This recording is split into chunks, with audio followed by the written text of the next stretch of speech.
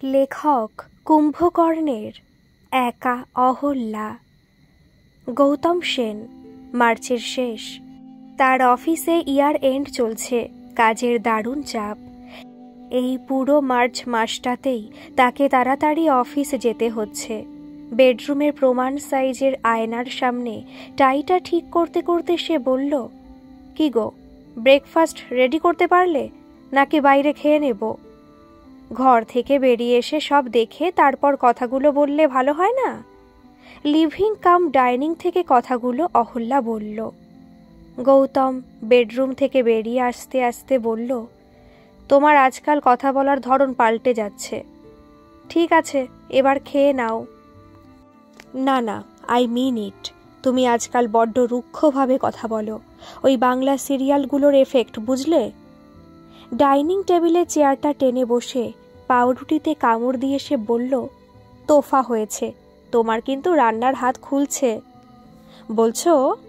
হেসে বলল অহল্যা। একদম। কথার ধরন আর রান্নার হাত দুটোতেই পরিবর্তন হয়েছে। যাক, তাহলে নিউট্রাল হয়ে গেল। বাবা, এ তো দেখি তোমাতে বাংলা সিরিয়াল ভর করেছে। তাচ্ছিল্যের সুরে বলল গৌতম। প্রোডাক্টিভ কিছু করো, বুঝলে? সারাদিন ধরে ফেসবুকে আড্ডা আর সন্ধে হতে TV. It is not life, বুঝলে? যাক গে, ছাড়ো। রিও কোথায়? তোমার ছেলেরা তো তোমার মতনই হবে। আমি কিন্তু দেরি করে ঘুম থেকে উঠতাম না। যখন একান্নবর্তী পরিবার ছিল তখন 6:30টার পর ঘুম থেকে উঠলে চা পাওয়া যেত। এই নিয়ে কথাগুলো 101 বার বললে। যাক, এখন সময় পাল্টেছে, ঘুমাক একটু। এই তো আর 3-4 বছরের পর কলেজ শেষে চাকরিতে ঢুকে যাবে, তারপর ঠেলা বুঝবে। হেসে বলল গৌতম। খাবার শেষে গৌতম বেরিয়ে গেল গাড়ি নিয়ে। অহল্যা মনে মনে ভাবল, বিয়ের অনেক বছর পরেও, অফিসে বেরোনোর আগেও গৌতম তার মাথায় একটা চুমু খেত, একটা হালকা ঠোঁটের ছোঁয়া। এখন আর এসবের বালাই নেই। অতি সামান্য ঘটনা, কিন্তু তার রেশটা এখনো রয়ে গেছে। একটু হাসল অহল্যা। সকাল থেকে মোবাইলটা দেখার সময় হয়নি তার। আজ আবার দুপুরবেলায় সীমাদির রান্নার অনলাইন ক্লাস আছে। আজ শেখানো হবে ক্যারামেল পুডিং। তাদের হোয়াটসঅ্যাপ গ্রুপে হয়তো রান্নার উপকরণগুলো চলে এসেছে। অহল্যা মোবাইল চালিয়ে নোটিফিকেশনগুলো চেক করল। তার প্রথমে নজর পড়ল মেহুল মিত্র গল্পের ঠেক গ্রুপে নতুন কবিতা পোস্ট করেছে। মেহুল মিত্রকে সে মোটামুটি ফলো করে। খুব দারুণ কিছু না, তবে অহল্যার তার লেখা পড়তে বেশ লাগে। ফেসবুকে তার সাথে কথাবার্তাও চলে। মন্দ লাগে না, তবে বড্ড রাফ। অহল্যা চট করে ফেসবুক খুলে কবিতা একবার পড়ে নিল। টেবিলের উপর রাখা আধপোড়া প্রেমের গল্প, ঘরের মধ্যে ন্যাপথলিনের গন্ধ মেশানো অভিমানের বাক্স, না বলা কথা দিয়ে গাঁথা মেঘ পর্যন্ত উঁচু অহংকারী হাই রাইজ। সব শেষে নিঃসঙ্গ গ্রহটা। জুম আউট করে দেখছি। মন্দ নয়, কেমন যেন ভীষণ পরিচিত, অথচ কোনো অচেনা মানুষের লেখা। লেখাটাই অহল্যা লাইক দিল, সঙ্গে মেহুলকে মেসেজ করল, ভালো লিখেছেন। অহল্যা তার রান্নার গ্রুপটা চেক করে নিল। পুডিংয়ের উপকরণগুলো একে একে মিলিয়ে নিল তার রান্নাঘরে। মোটামুটি সবই আছে তার কাছে। ওমা, শুনতে পাচ্ছ? রিওর ডাকে অহল্যার বিরামের ছেদ পড়ল। ঝাঁকড়া চুলের এক উজ্জ্বল সদ্য তরুণ জড়িয়ে ধরল অহল্যাকে। ছাড় ছাড়, কি রে, তুই আজ কলেজ যাবি না? ধুর, আজ যাব না, আজ তেমন কোনো ভালো ক্লাস নেই। অহল্যা একটু গম্ভীর হয়ে বলল, কলেজে মানুষ শুধু পড়তে যায় না, সবার সাথে মিশতেও যায়। মা, তুমি গত শতাব্দীর কথা বলছো মনে হয়। যাই হোক, রিবকের সে লাল জুতোটা কই গো? কেন, সেটার আবার কি দরকার? আরে, তোমাকে তো বলাই হয়নি। আমরা কলেজের বন্ধুরা শনিবার দীঘা যাচ্ছি। রিও একটু সাবধানে কথাগুলো বলল। আজকাল এইসব সিদ্ধান্ত নিজে নিতে শিখে গেছো? কোথায়, আমাকে তো বাবাই পারমিশন দিল। কবে? একটু অবাক হয়েই বলল অহল্যা। গতকালই। কেন, তুমি জানো না? মনের ভিতরটা মুচড়ে উঠল অহল্যার। নিজের সংসারে নিজেই যেন বহিরাগত। নিজেকে সামলে নিয়ে বলল, ও তা কে কে যাচ্ছে? আমাদের গ্রুপেরই সবাই, রকি, সুরজ, ভিকি আর একটু থামল রিও। আর নাতাশা আর পেখম। মেয়েরাও যাচ্ছে? চমৎকার। এতে অবাক হওয়ার কি আছে মা? ওরা তো ওদের ফ্যামিলির সাথে কথা বলেই যাচ্ছে। বলুক, তুমি বেড়াতে যাবে না রিও। মা, এবার একটু বাড়াবাড়ি হয়ে যাচ্ছে। বাবা যখন বলে দিয়েছে তখন তুমি বলার কে? আমি তোমার বাবার সাথে কথা বলবো। মা please don't spoil the plan. খেতে দিচ্ছি, খেয়ে নাও, তারপর নয়। কথাটা শেষ করার আগে রিও একটু জোর গলায় বলল, আমি খাবো না। একটু পরে নিজের ঘর থেকে বাইরের জামাকাপড় পরে বেরিয়ে এলো রিও। নিজে থেকে ডাইনিং টেবিল থেকে খাবার তুলে মুখে পুরল। আমি বেরোচ্ছি, ফিরতে লেট হবে। অহল্যা চুপ করে দাঁড়িয়ে রিও বেরিয়ে যাওয়াটা দেখল, কিছু বলল না। টেবিলের উপর রাখা মোবাইলের মেসেজ অ্যালার্টের টোনটা বেজে উঠল। ফোনটা তুলে দেখল মেহুল মিত্রের মেসেজ। তার মেসেজের উত্তর এসেছে, ধন্যবাদ। একটা কথা জিজ্ঞেস করব? আপনার সব লেখাতেই কেমন যেন দুঃখের কথা থাকে। কোনো বিশেষ কারণ? ঠিক দুঃখ নয়, বলতে পারেন একাকিত্বের গপ্প, মানে একা মানুষের গল্প। তা কি করছেন এখন? কিছুই না। কি ভাবছেন? কিছু না তো। আপনার একা লাগে না নিজেকে? তা পরের লেখা কবে পাবো? প্রসঙ্গ পাল্টালেন, মানে আমি ঠিক ধরেছি? না, সেরকম একা নয়, তবে মাঝে মাঝে লাগে।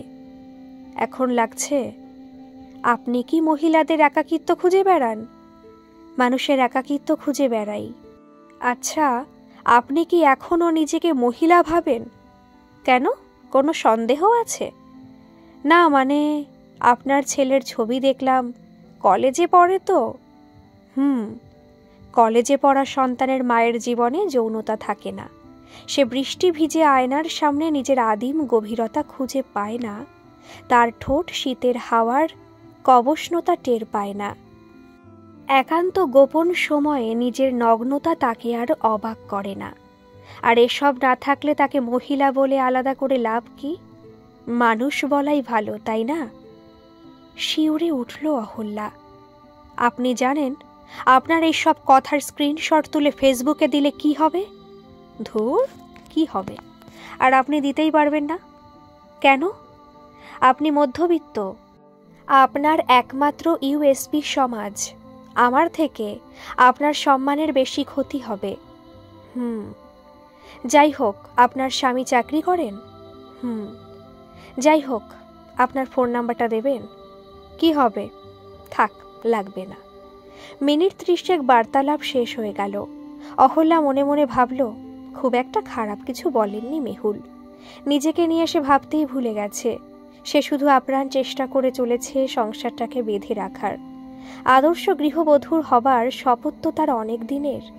তার 2 বছরের বড় দিদি যখন পালিয়ে বিয়ে করে তখন অহল্যার বয়স 19।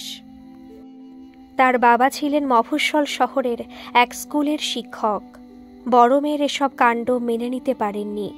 নিজের শিক্ষার উপর ভরসা না করতে পেরে অহল্যার বিয়ের ব্যবস্থা করে দেন 1 বছরের মধ্যে। তার বিয়ের আগের দিন দিদির গর্ভবতী হয়ে ফিরে আসাটায় তার প্রেম ভালোবাসার প্রতি একটা বিপরীত ধারণা জন্মায়। না, তার দিদি আর শ্বশুরবাড়িতে ফিরে যায়নি। তার দিদি এবং তার বোনঝির জীবন সংগ্রাম থেকে শিক্ষা নিয়েই সে নিজেকে ধীরে ধীরে আদর্শ গৃহবধূ হওয়ার লক্ষ্যে নিয়োজিত করে। তবে একটা সামান্য ঘটনা তাকে এখনও তাড়া করে। সে সময় মোবাইল ফোন এমনভাবে চালু হয়নি। তার বিয়ের কিছুদিন আগে এক দুপুরে বাড়ির ল্যান্ডফোনে ফোন আসে। ফোনটা অহল্যায় রিসিভ করে। হ্যালো হ্যালো অহল্যা বলছো? এক পুরুষ কণ্ঠস্বর। বলছি, আপনি কে? আর কিছুদিন অপেক্ষা করতে পারলে না? একটা সুযোগ অন্তত দিতে পারতে। আপনি কে বলছেন? Hello hello. ফোনটা কেটে যায়। তারপর অনেক বছর কেটে গেছে, কিন্তু অহল্যা আজও বুঝতে পারেনি ছেলেটি কে। ফোনটা বেজে উঠল তার। কুকিং ক্লাস থেকে ফোন। আজ শেখানো হবে ক্যারামেল পুডিং। সকালে রিওর ব্যবহার তার একদমই পছন্দ হয়নি। এখন ঘড়িতে রাত 8টা। রিও এখনও বাড়ি ফেরেনি। অহল্যার তাকে ফোনে ধরার পৌনপনি প্রচেষ্টা ব্যর্থ হয়েছে। না, ছেলেটার জন্য এবার চিন্তা হচ্ছে। অনেক রাতে রিও ফিরে এলো গৌতমের সাথে। বাবা ছেলে দুজনেই অসম্ভব চুপ। অহল্যা কথা শুরু করায় দুজনেই নিজের ঘরে ঢুকে গেল। Dinner time. এই সময় দিনে একবার পুরো পরিবার একসাথে থাকার চেষ্টা করে। অহল্যা আজ তার নতুন রেসিপি নিয়ে হাজির।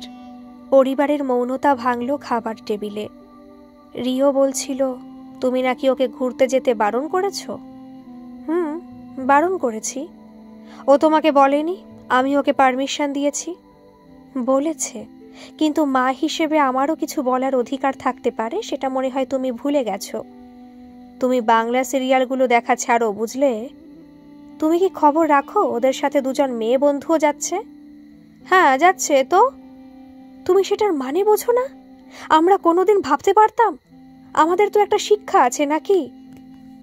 একটু চুপ থেকে গৌতম একটু হেসে বলল, আমাদের ব্যাপারটা বলতে পারবো না, তবে আমাদের সময়ে অনেকেই তার প্রেমিকের সাথে পালিয়েছে, তাই না? অহল্যা টের পাচ্ছে গৌতমের লক্ষ্য বস্তুটি আর শিক্ষা। তোমার বাবাও তোমাদের সৎ শিক্ষা দিয়েছিলেন, তিনি কি সব সামলাতে পেরেছেন? দেখো, আমার শিক্ষার প্রতি আমার আস্থা আছে। গৌতমের কথাগুলো যেন গরম লাভার মতন অহল্যার কানে ঢুকছে। গৌতমের এই রূপ তা অজানা অচেনা। তার দু চোখ বেয়ে পড়ছে, ধেয়ে আসছে চোখের জল। এই সামান্য ব্যাপারে তুমি এতগুলো কথা আমায় বলতে পারলে গৌতম? আহা বাবা, তোমার এতগুলো কথা বলার কি আছে? এক্ষুনি শুরু হয়ে যাবে। দুটো মিসক্যারেজের পর একটা প্রি ম্যাচিওর ছেলেটা হয়েছিল। বাড়ির সব কাজ গুছিয়ে মা আমাকে মানুষ করেছে। মা মনে হয় ভুলে যায় সন্তানকে মানুষ করার দায়িত্ব মায়েদেরই থাকে। উনি অতিরিক্ত কিছু করেনি। অহল্যা যেন একটা ঘোরের মধ্যে আছে। ডাইনিং টেবিল ছেড়ে সে এসে দাঁড়ালো ব্যালকনিতে। অহল্যার ঘোর কাটলো অনেক পরে। বড্ড একা লাগছে আজ। ড্রয়িং রুমে এসে মোবাইল দেখল সে। মেহুল মিত্রর পোস্ট। নীল জ্যোৎস্নায় ভিজে কুড়িয়ে আনা নরম স্বপ্নগুলো কুড়ে কুড়ে খেয়েছে আমার অলিক ব্যস্ততা। মেসেজে ফোন নাম্বারটা টাইপ করে, তারপর মোবাইল বন্ধ করে ড্রয়িং রুমে শুয়ে পড়ল সে। সকালে ঘুম ভাঙল অনেক পরে। বেশ খানিকক্ষণ চুপ করে বসে উঠে দাঁড়ালো সে। ফ্রিজের গায়ে লাগানো হলুদ স্টিকি নোটটা পড়ল। আমি বেরোলাম, রিও কলেজ গেছে, আজ ফিরতে লেট হবে। একবার পড়ল, দুইবার পড়ল, তারপর কাগজটা ছিঁড়ে ফেলল সে। নিজেকে খুব অসহায় লাগছে তার। মোবাইল ফোনটা চালু করল সে। প্রিয় অহল্যা, আমি জানি না তোমার কি হয়েছে, তবে এইটুকু বুঝতে পেরেছি তুমি ভালো নেই। আদতে কি জানো তো, আমরা কেউ ভালো নেই, কারণ আমরা ভালো থাকতে জানি না। অহল্যা, ভালো থাকার সহজ উপায় জানো? ছাড়তে শেখা, একা থাকতে শেখা, কিংবা বলতে পারো নিজেকে ভালোবাসতে শেখা। নিজেকে ভালোবাসা মানে কিন্তু স্বার্থপরতা নয়। ইতি মেহুল। মেসেজটা পড়ে অহল্যা যেন দপ করে জ্বলে উঠল। অনেক ধন্যবাদ। আর কত কি ছাড়বো বলতে পারেন? বাবার কথায় পড়াশোনা ছাড়লাম, আবৃত্তি ছাড়লাম। মায়ের কথায় স্বামীর জামায় তার গার্লফ্রেন্ডের মাথার চুল দেখা ছাড়লাম। এবার শুধু ছেলেটাকে ছাড়তে বাকি আছে। তাকেও ছেড়ে দেব কি বলেন? মেহুল, আমি জানি না আপনার সংসার আছে কিনা, এগুলো বলা সহজ, কিন্তু অহল্যা। একটু অস্থির লাগছে অহল্যার। বারবার ফোনের দিকে তাকাচ্ছে সে। প্রিয় অহল্যা, প্রতিটি মানুষ তার সমস্যাটা সবচেয়ে কঠিন বলে মনে করে।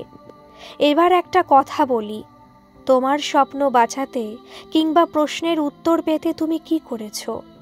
জানি মধ্যবিত্তদের পক্ষে এই ব্যাপারগুলো কঠিন, তবু তুমি কি চেষ্টা করেছ? উত্তরগুলো নিজেকে দিও, কারণ এগুলো তোমার ব্যক্তিগত প্রশ্ন। নিজে থেকে ছাড়তে শেখো অহল্যা, কারোর কথায় নয়। একটা কথা বলতে পারি, অন্যকে নিজের উপস্থিতি বোঝানোর জন্য সবসময় চিৎকার করতে হয় না, নিজের অনুপস্থিতিটা বোঝাও। মেহুল। বেশ কয়েকবার পড়ল মেসেজটা অহল্যা, তারপর ছোট্ট একটা মেসেজ পাঠালো, থ্যাঙ্কস। উত্তর এলো প্রায় সঙ্গে সঙ্গেই, থুতুও অমৃত হয় চুম্বকীয় চিকন চুম্বনে। ইস, এটা আপনার লেখা? না, এমন লেখা লিখতে পারলে তো কথাই ছিল না। লেখাটি হেলাল হাফিজের। টাটা। টাটা। একা থাকার প্রথম ধাপ নিজেকে ভালোবাসতে শেখা, হাজার ভিড়ে নিজেকে শুনতে শেখা। অহল্যা নিজের জন্য চা বানালো, তারপর আয়েশ করে বসে অনেকক্ষণ বসল। গৌতম কিংবা রিওকে ফোন করার স্পৃহা নেই তার। স্নান থেকে বেরিয়ে তার বেডরুমের বিশাল আয়নার সামনে নিজেকে মেলে ধরল। অবিবাহিত অবস্থায় তার ঘরের এক ছোট আয়নায় ঠিক যেভাবে সব খুঁটিয়ে দেখত, ঠিক সেইভাবেই। হতাশ হলো সে। অনেকদিন নিজেকেই দেখতে ভুলে গেছে সে। গৌতম আর রিও ফিরল বেশ রাত করে। তাদের দু হাতে প্রচুর জিনিসপত্র, মনে হয় আগামীকাল রিওর বেড়াতে যাবার জিনিসপত্র। কি গো, খেতে দেবে না? অহল্যা দুজনকে ডাইনিং টেবিলে খাবার দিল। সে লক্ষ্য করল রিও ইশারায় কিছু বলতে চাইছে। শোনো না, আমি চিকেন এনেছি, তোমার হাতে চিলি চিকেন অনেকদিন খাইনি, আজ আমরা খেলাম, কাল নয় রিও বন্ধুদের জন্য একটু নিয়ে গেল। এত রাতে? রাত? কাল তো শনিবার, একটু বেলা করে উঠলেই হলো। অহল্যা ঘরে চলে গেল। গৌতমের চোখে মুখে বিজয়ীর উল্লাস। ঘোরটা কাটল কিছুক্ষণ পর। অহল্যা গৌতমকে তার ফোনটা দিয়ে বলল, এখনো শহরের কিছু রেস্টুরেন্ট খোলা আছে, কি লাগবে আনিয়ে নাও, আমি নয় কাল রেঁধে দেব, আর খেয়ে উঠে টেবিলটা পরিষ্কার করে দিও, আমি শুতে যাচ্ছি। মানে তুমি খাবে না? আমার খাওয়া হয়ে গেছে, বলে অহল্যা শোয়ার ঘরে চলে গেল। অহল্যার এই অচেনা ব্যবহারে পিতা পুত্র দুজনেই অবাক। সেদিন রাতে গৌতম তার সাথে ঘনিষ্ঠ হবার চেষ্টা করল অনেক দিন পর, কিন্তু অহল্যার দিক থেকে তেমন কোনো সাড়া পেল না সে। একটু হতাশ হয়ে গৌতম তাকে জিজ্ঞেস করল, কি ব্যাপার, কি হয়েছে তোমার? কি হবে, আমার ভালো লাগছে না। কেন, আমাকে আর পছন্দ হচ্ছে না? একটু হাসল অহল্যা। এতে হাসির কি হলো? রেগে জিজ্ঞাসা করল গৌতম। নিজেই প্রশ্ন করছো, আবার নিজেই উত্তর দিচ্ছ, কি যাতা বলছো? গৌতম সব অপমান তাচ্ছিল, কিন্তু বিছানায় ধুয়ে ফেলা যায় না। শুয়ে পড়ো, আমার ঘুম আসছে। ধুর, তোমার সাথে এক ঘরে থাকতে আজকাল যেন দম বন্ধ হয়ে আসে। গৌতম বেরিয়ে গেল ঘর থেকে। বেশ কয়েক মাস কেটে গেছে শহরে। অহল্যার প্রোফাইল পিকচারে এখন কোনো এক রবীন্দ্র জয়ন্তীতে তোলা ছবি। প্রতি সন্ধ্যায় নিয়ম করে কাজী, সব্যসাচী, ব্রততী, পার্থ ঘোষদের সাথে ইউটিউবে আড্ডা। কে তুমি পড়িছ বসি আমার কবিতাখানি। চলছে নতুন রান্নার ক্লাস। তার সংসার ভালোই চলছে। রিওকে সে ক্ষমা করে দিয়েছে। গৌতমও বদলে গেছে, সঙ্গে পাল্টে গেছে অহল্যাও। সংসারের ব্যাকগ্রাউন্ড কালারের সাথে নিজেকে মিশিয়ে নিয়েছে সে। সবার মাঝে তার উপস্থিতি খুঁজে পাওয়া দায়। আর কবি মেহুল মিত্র, আগামীতে তোমার শহরে ফিরছি অহল্যা। এ শহর আমার নয়। যে শহরে তোর কৈশোর নেই, সেই শহর তোর নয় মেহুল। দেখা করবে? দেখা করে কি করবি? সে কবে তোকে ফোন নাম্বার দিয়েছি, আজ পর্যন্ত একটাও ফোনও করিসনি। এমনি তোকে দেখতে কেমন সেটারও তেমন ধারণা নেই। তা তুমিও তো করতে পারতে। ধুর, মেয়েরা আগে কথা বলে নাকি? তা কি করবি বললি না তো? বলবো নাকি করে দেখাবো? ভুলে যাস না, আমি তোর থেকে 1.5 বছরের বড়। ওহো, তোমার তো কাল জন্মদিন। এই উপহারটা পাওনা রইল, সামনে দেখা হলে উপহারটা ঠোঁটে এঁকে দেব।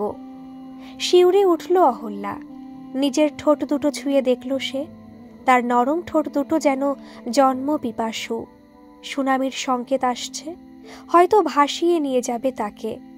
আজ অহল্যার জন্মদিন। গত রাতে রিওর বন্ধু বান্ধবীরা এসেছিল, কেক কাটা হলো, সঙ্গে হালকা খাওয়া দাওয়া। খুব সকালে এলো মেহুলের মেসেজ, শুভ জন্মদিন অহল্যা। পাতার আওয়াজ পেলে লেখার ভেতর থেকে চমকে উঠে দেখি তোমার শরীর এলো, পাশে মেষ, মহা মহা তারা। তোমার শরীরে এসব কিসের ইশারা? তুমি কি গুহালিপি লুকিয়ে রেখেছ মনে? তোমার দু চোখ আজও আদিম উদ্ভিদ। আজ আমি একটু ব্যস্ত থাকব, তুমি দিনটা ভালো করে কাটাও, ধন্যবাদ। বিকেলে গৌতম অফিস থেকে ফিরে এলো তাড়াতাড়ি। চলো আজ আমাদের ফ্যামিলি ডিনার, তোমার প্রিয় রেস্টুরেন্টে। রিও তা শুনে বিশাল উৎসাহিত। বাবা, আজ অনেক বাদে ওখানে যাব। তুমি এত নেগেটিভ ফিডব্যাক দিতে রেস্টুরেন্টের ব্যাপারে যে মা বলাই ছেড়ে দিয়েছিল। মম, ইয়োর হাবি ইজ নাও ম্যাচিওরড। না হেসে গৌতমের দিকে তাকিয়ে অহল্যা বলল, না, আজ চলো তোমার পছন্দের হোটেলে, ওই তো বাইপাসের উপরে। রিও চট করে বলল, চাইনিজ কিচেন? অহল্যা বলে উঠল, একদম। মাথা চুলকে রিও বলল, কিন্তু তুমি জানলে কি করে ওটার বাবার ফেভারিট হোটেল? আমরা তো কোনোদিন যাইনি ওখানে, শুনেছি খুব এক্সপেন্সিভ। না মানে, জামা কাপড় কাচতে গিয়ে তোর বাবার পকেটে ওই হোটেলের অনেক বিল পেয়েছি। শুনেছি ওখানে নাইট স্টেরও ব্যবস্থা আছে। গৌতম, যাবে আজকে? অহল্যা তীব্র দৃষ্টিতে তাকিয়ে রইল গৌতমের দিকে। মা, তুমি তো সব খবর নিয়ে রেখেছ, কিন্তু বাবা, তুমি তো কোনোদিন আমাদের ওখানে নিয়ে যাওনি। রিও খানিকটা হতাশার সুরে বলল, না মানে ওই আর কি। অহল্যার দিকে হতাশভাবে তাকিয়ে আমতা আমতা করে কি সব বলতে চাইল, কিন্তু আজ যেন রিওর কথা বলার দিন। মা, তোমার কাছে আমার কনফেস করার আছে। আলতো হেসে অহল্যা বলল, কি?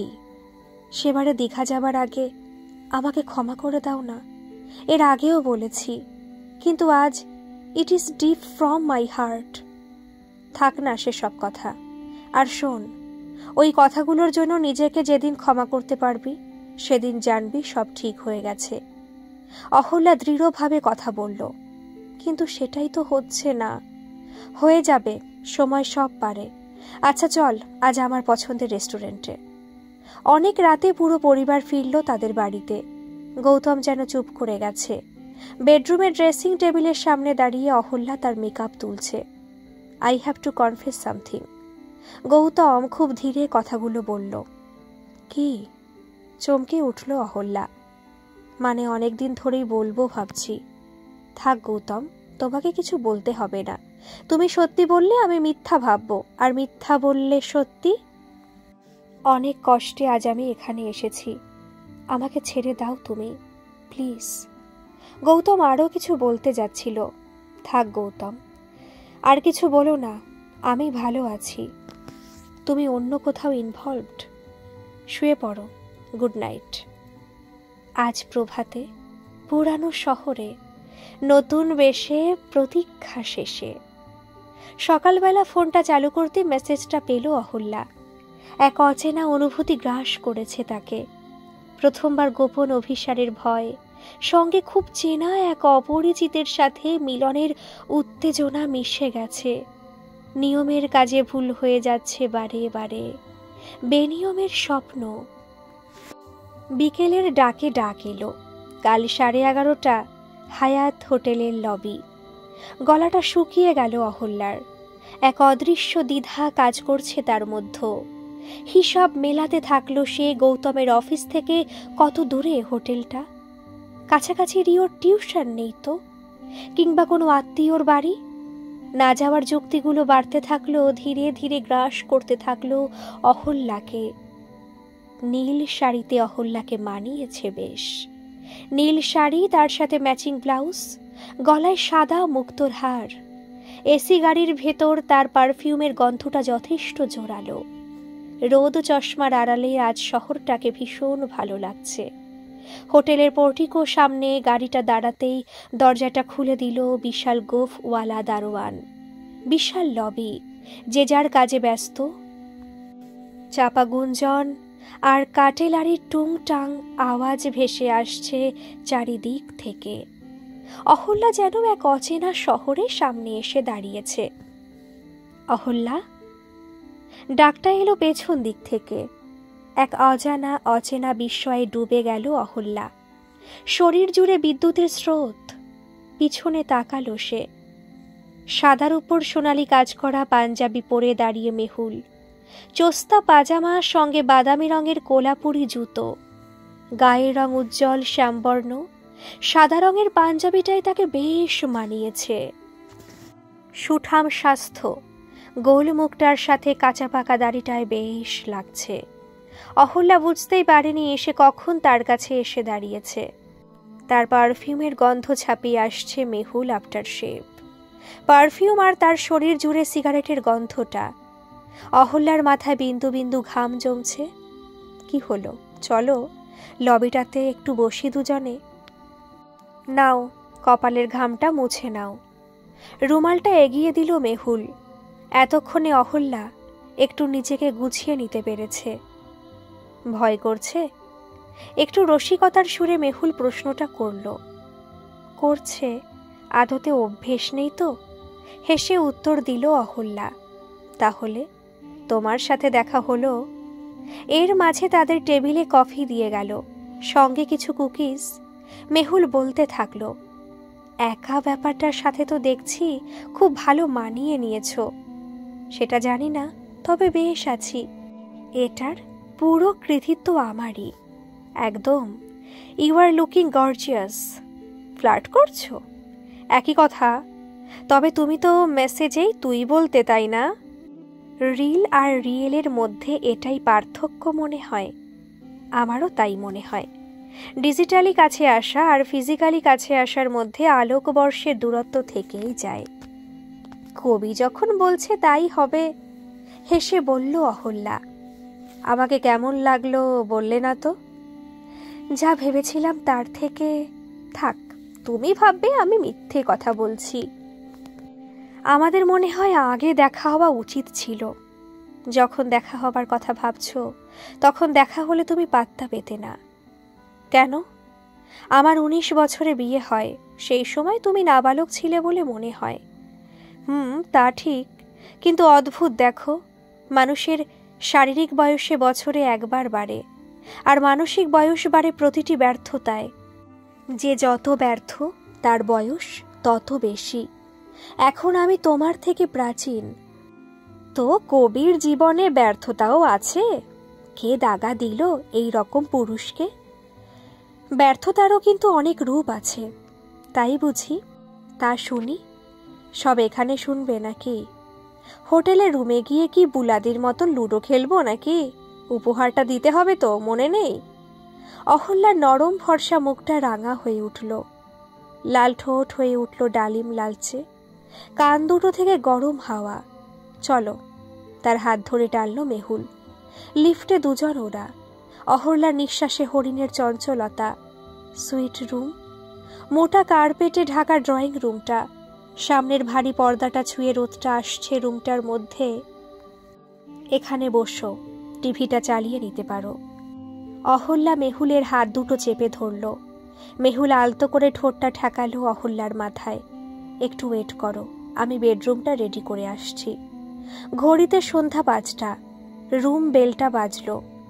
Room service sir. নরম বিছানা থেকে শরীরটা তুলে কোনো ক্রমে হাফ প্যান্টের উপর তোয়ালে জড়িয়ে দরজাটা খুলল মেহুল। রেখে দিন, আমি বানিয়ে নেব। মোবাইলটা দেখল মেহুল। একটা ছোট্ট মেসেজ। সব কিছুর জন্য অনেক ধন্যবাদ। মেহুল একটু হেসে টাইপ করতে থাকলো। কোনো এক বৃষ্টি অবসর দিনে দূরের কোনো রেডিওতে চলবে তোমার অনুরোধের গান। তুমি বসে থাকবে মীরার বেশে, তোমার ঠোঁট চুয়ে গড়িয়ে পড়বে রাগ ইমন। আমার কবিতার শব্দ যত মরা প্রজাপতির মতন পড়ে থাকবে তোমার প্রতীক্ষায়। ভয় নেই তোমার, ওরা মোমের মতনই হিম শান্ত। এক যুগ বাদে তুমি যখন সাধিকা হবে, আমার কবিতার ছন্দ তোয়া ধুয়ে দেবে তোমার শরীর স্তন উরুসন্ধি। দূরের কোনো রেডিওতে বাজবে তখন তোমার ভজন। উত্তর এলো একটু বাদে, তোমার সাথে লড়াইটা ছিল কাল থেকেই, শেষ পর্যন্ত আমি জিতে গেছি, ফিরিয়ে দিতে পেরেছি জীবনের শ্রেষ্ঠ উপহার। তুমি ভালো মানুষ মেহুল, তুমি জয়ীকে সম্মান দিতে জানো। হেসে ফেলল মেহুল, মনে মনে বলল, একা ভালো থেকো অহল্যা। হোটেলের রুমের ফোনটা তুলে বলল, চেক আউট অ্যাট 10 শার্প। বিলটা রেডি করবেন প্লিজ। প্রতিটি মানুষের মধ্যেই অহল্যা পাথর হয়ে আটকে থাকে, উপযুক্ত মেহুল মানে রামচন্দ্রের ছোঁয়াতে তা পূর্ণতা পায়। আজকের এই গল্পটি আপনাদের কেমন লাগলো অবশ্যই কমেন্ট করে জানাবেন কিন্তু, আর ভালো লাগলে একটা সাবস্ক্রাইব করে আমার এই ছোট্ট পরিবারের সাথে যুক্ত হয়ে যাবেন। ধন্যবাদ।